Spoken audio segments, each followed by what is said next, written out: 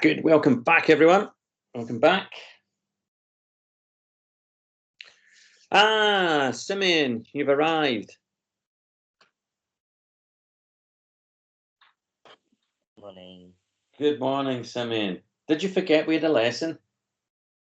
I hope it's that. I've only woken up 3 times this morning. Only 3? Blimey. Only 3. Oh, dear. Thank you.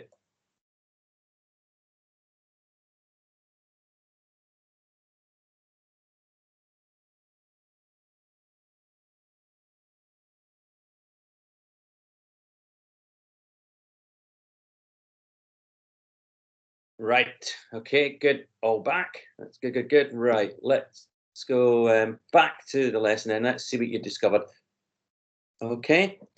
So, if I could start with you, George. What did you notice in the extract that was describing London that Dickens was doing here to help create atmosphere? I think the word deep. Right. So, what made you pick that one out? I feel like it describes that there's like something underneath, like a floor underneath, but it's hidden like deep within like the centre of life. Ooh, very good, George. Very good.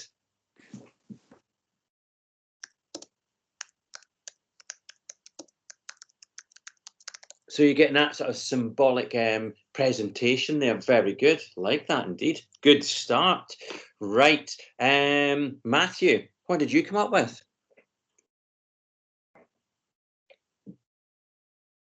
I came up with thick yellow mud and icy water. Right. So you've got the down. Yep. Take that down. So that the thick. Yeah. Right. Now, what made you do that? What made you select that one out? It kind of makes it sound like the setting is in like a slum. Oh, very good. Yeah. Yeah. And so we've got now, obviously, beforehand, it starts off with the snow, doesn't it? The white sheet of snow upon the roofs. But then we've got this thick yellow mud. So make that connection with what you're saying. You've got the setting like the slum. Build on also what George had said earlier about this flaw underneath. What else could be getting done with this image then of the thick yellow mud and icy water? What do you think, Matthew? What did you say, sorry? Just building upon that, you're quite right. You got the setting. It sounds like a slum, but obviously, I want you to try to build on what George had said there about how we're getting a sort of symbolic presentation here. That maybe there's a flaw underneath because we've got the at the top of the description we have this sheet of snow, white snow that's on the rooftop. What does that yellow mud then possibly symbolically begin to represent and present to us as a reader? I'm not sure. Okay, anybody like to help Matthew with that one? That same sort of question I've just asked.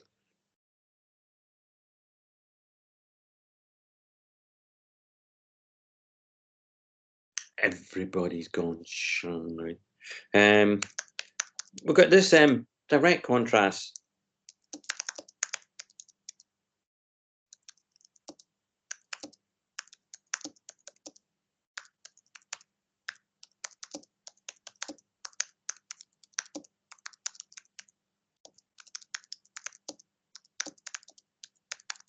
I know, and it's just sort of building on that sort of idea that George introduced to us here, because you get the sort of the pristine whiteness of the snow on the roofs, and that's kind of almost on that surface level, you know. But underneath there's this grime, there's this mud. It's like reality. Dig beneath, and you get to reality. Good, Lottie. What did you pick out from the description?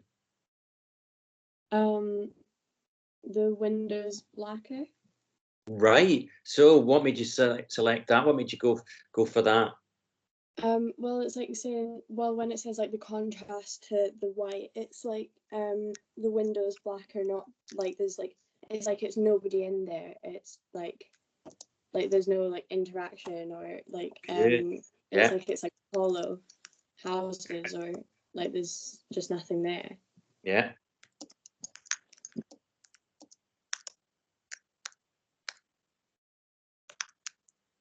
Yeah. Good. So we're getting that sort of sense of emptiness, as you say. You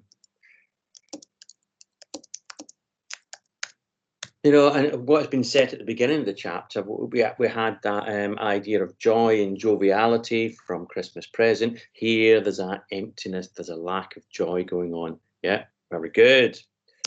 Christian, what did you select, or what did you notice? Well, I got like a series of words. Like they use black and blacker and gloomy, so it's quite a dark setting. Ah, right, good. So let me just get that. So we'll go black,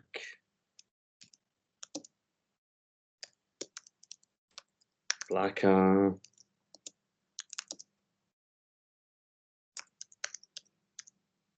and gloomy. So you're seeing that, yeah. So you're seeing that connection. And what does that do overall? Do you think, to the description by, you know, having that sort of black or gloomy?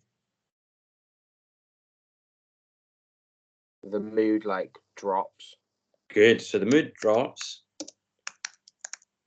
Does it help to intensify, do you think, the sense, because you've got it? Is gloomy stronger than black and blacker, do you think? Yeah. Yeah. So we're getting that sort of intensification of the mood as well, aren't we?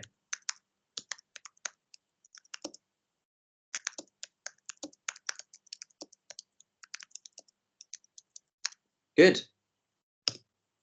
Okay. Thank you for that, Christian.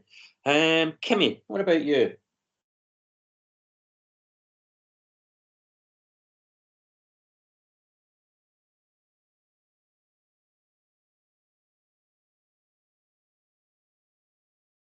Hello, Kimmy. How it's half and half, so it's half thawed, half frozen. Ah, right. Good. Good. So, yeah. So, yeah. What do you make from that? The fact that everything's like half and half, not one thing's full. Like Yeah. Good. the snow on the roof's white, Yeah. and then the snow in the ground is like a yellowy mud, and then there's the half thawed and half frozen, so everything's Good. in half. Yeah. So carry on with that. Yeah, that's a good point you're making there. Yeah, and so it's about, you know, that's that sense of change, transformation, things that are in flux on either one thing or the other. Yeah, very good. A sort of a subtle point to pick up on there, like that. Natalie, what about you? What did you pick up on the description?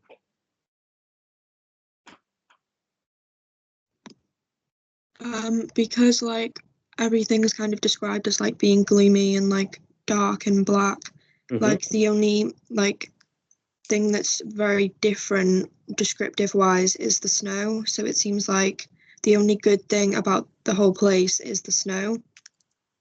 Very good, yeah. And again, we're all beginning to focus now on this sharp contrast, and it's the one thing that kind of stands out against this gloomy backdrop. Yeah, it is that sort of this idealistic sort of perception of the snow.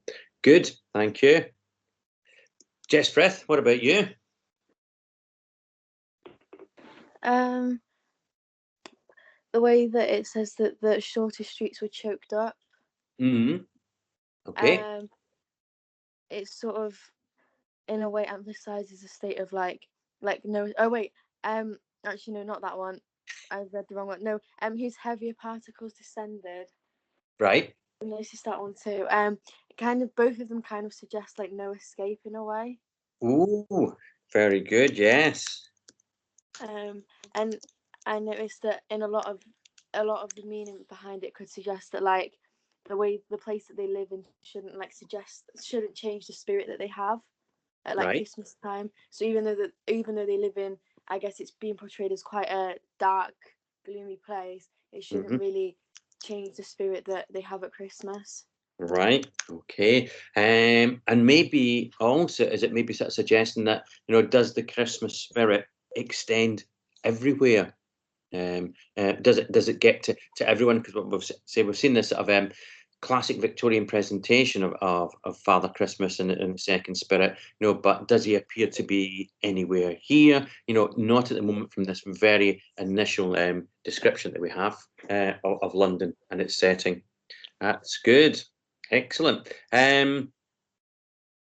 Anybody care to suggest to me the sort of technique that is being used here by Dickens to create this mood overall?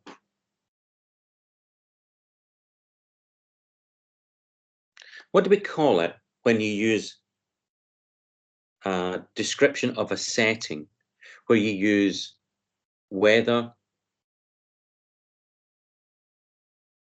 and location? Pathetic fallacy. That is it. Was that you, Christian? Yeah. Yeah, well done. Can I just ask, and don't get angry at this one, did you recall that, or did you do the old Google thing quickly? No, I remembered that one. Well, I thought you might have, because you're very snappy into it. Just wanted to double check, but that's good. Yeah, exactly so.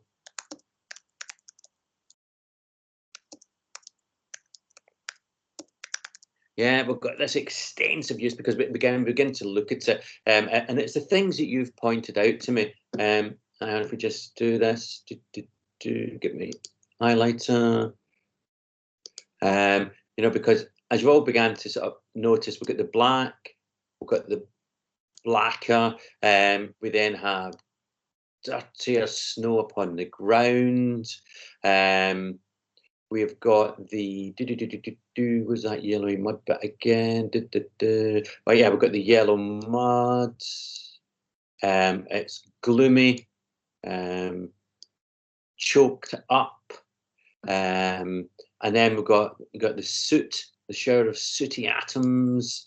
And it's caught fire blazing away, sort of thing. So all that sort of negative use of language there within this description, it creates this mood of pathetic fallacy. So it gives that sense of gloominess.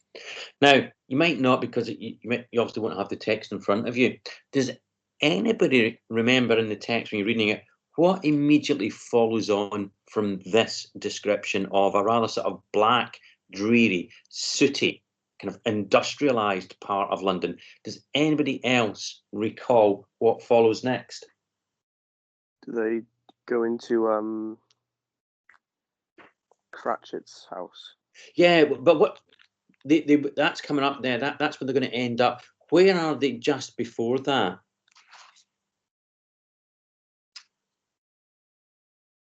Can you remember? His nephew's house. No. I'm just going to read it to you because it's outside. So we have the physical description of what is going on outside. Then, if you just listen to this next bit, and this is almost immediately from where that extract ends on the screen there. It begins.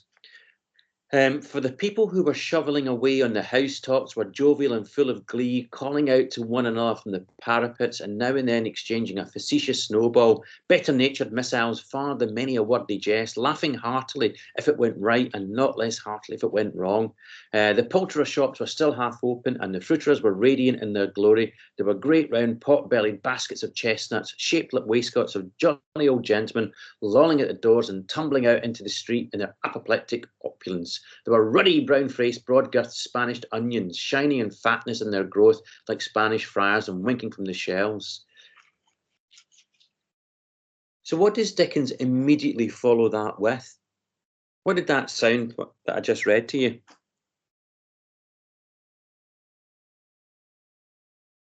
Are the people reflecting the location that they're in?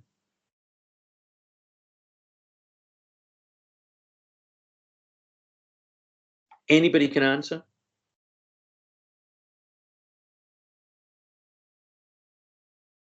Or you might not. Right, first sentence that I just read to you. For the people who were shoveling away on the housetops were jovial and full of glee. What sort of mood are they in, George? What sort of mood are these people in if they are jovial and full of glee?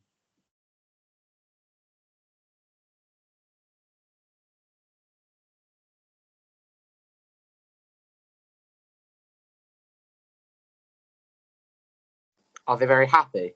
Yeah, they are. I mean, jovial means that you're happy, isn't it? Full of glee is a happy. So again, we have this deliberate offsetting, but we would expect everybody, and if you were living there, wouldn't you? You would expect to be a bit despondent, a bit gloomy. You might be thinking life sucks, that sort of thing.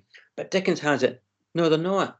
Despite all this, they are still happy. They are still seemingly a little bit content because it's Christmas Day. That's what the big change is. Even in this kind of, as you say, bit of a slum that's been described here, you know, full of the industrial soot and whatnot. But even here, that Christmas spirit emerges. What do you think could be the message behind that? What is it that the spirit then is trying to show to Scrooge if he takes him here to this kind of slum-like setting and says, look, here are people still happy that it's Christmas. What is that pointing out to Scrooge, do you think? That question goes to... Who shall I ask? Lottie. Sorry, sir, what was the question? You were kind of... Right. So we've got this really dark, depressing, slum-like setting, and as we've just discovered, even in Christmas Day, even here, the people are happy. They're full of glee. They're full of jovial, full of joy itself, full of the Christmas spirit. What do you think that Dickens, through the Christmas spirit, is trying to suggest and show to Scrooge? That you don't need money to be happy. Yeah, that's it in a nutshell, isn't it? Even here, where people would have reason to behave like Scrooge, to be sort of misanthropic, to be annoyed with the world, not to be happy. These people who have nothing, literally, they don't have anything in comparison to the likes of Scrooge. They are still deeply happy, still full of that Christmas spirit. It reaches them. So it's that idea, if they can be happy underneath all of this, why can't you? Yeah.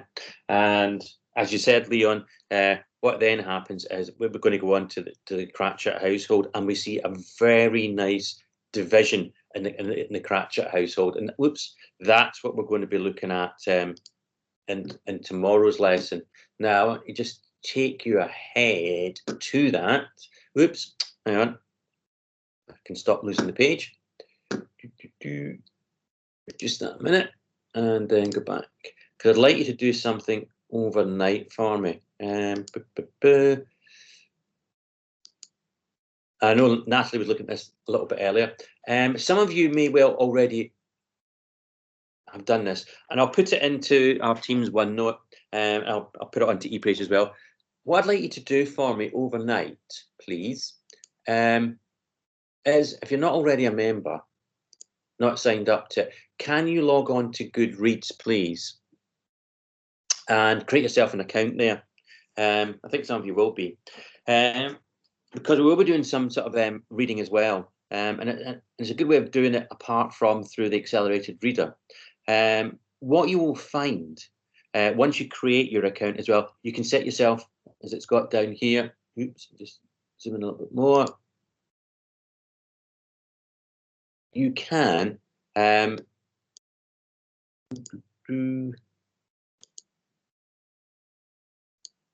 you can create yourself a reading challenge, and that's for the year. It runs from January to December of this year, and basically you put in how many books you're going to read in a year. I've set myself a challenge this year of 21 books to read by the year end, sort of thing. Okay, but you set yourself a target. It should be kind of adventurous. It shouldn't. I don't want anybody putting in 2 books you know, in a year, that's not good. For you, year 10, I would say that within a year, easily, you should be putting in a target of somewhere like between 10 and 15. So that's just on average of around about, you know, a book a month, which is not a hard thing to do. But I'd like you to do that, okay, overnight. Then when you do that, if you can, because I'll get my, I think if you just put my name in, you know, because you can then send like friend requests. What I want you to do is send me a friend request, so that I can put the group together as a class, and so that we can then begin to share the books that we're all reading. And again, it's a way of, you know, we can then dip in and see what you're reading, and you can see what we're reading, sort of thing. And it's a way, it might help other people choose books as well, because you do reviews, you do recommendations, put it onto your bookshelves. As you can see, I've got Abby Hughes there, one of my sixth formers. I've got Oliver as well from a year 11 group. My sixth form lit group already signed up. They're doing that as well. So that's what I'd like you to do as well for me, please. Okay. And if you can do that overnight, that'll be great. Okay. Anybody unsure about that? And don't tell me you don't read books. That's not allowed. That answer. Yeah. But if we can just do that, I say for tomorrow, and I'll put the link again on our Teams and in ePraise for us. Okay. And then we're going to look at the Cratchit visits tomorrow. Now, before we go, I'll let you off for your next lesson as well. One other thing I want to bring to your attention is that in Teams now, we do have breakout rooms. Oops, where are they? Yeah, we've got breakout rooms, and I'm going to start using these as well. Have you used these yet with any teachers? No. No. All right, thank you. What I can do then, you know, what I'll do is when we've got tasks now, I'm going to set up breakout rooms, and it means that I can put sort of 4 or 5 of you in a room together, and you're just in that room on your own, sort of thing. So we can set the task up where you can discuss, and you're all in individual rooms, and it means I can go off and come round to you individually, because I think you might work a little bit better in some groups. It gives that idea of group work, and then we can. I then just close the rooms down to bring us all back into the main lesson, as it were, sort of thing. So as of tomorrow, I'm going to try setting this up just to see how it goes. But I think it might be quite good, because then I say, let's, you know, there's only say 4 or 5 of you in the room. You can then chit chat away to each other with the task, and I can just drop in and out of each of the rooms to go around to make sure that you're all on task, sort of thing. But I think it might make things flow a wee bit better as well. We are a lot better than we were with year 9, I know, and I know it's a tough thing sometimes, and I know some people don't want to be sort of quizzed in the open room sort of thing. So I think if we use these breakout rooms, it'll allow more of you to get directly involved as well and feel a bit more confident. Okay, so I'm going to try setting that up as of tomorrow. Okay. All right. So what you got next now? Some of you.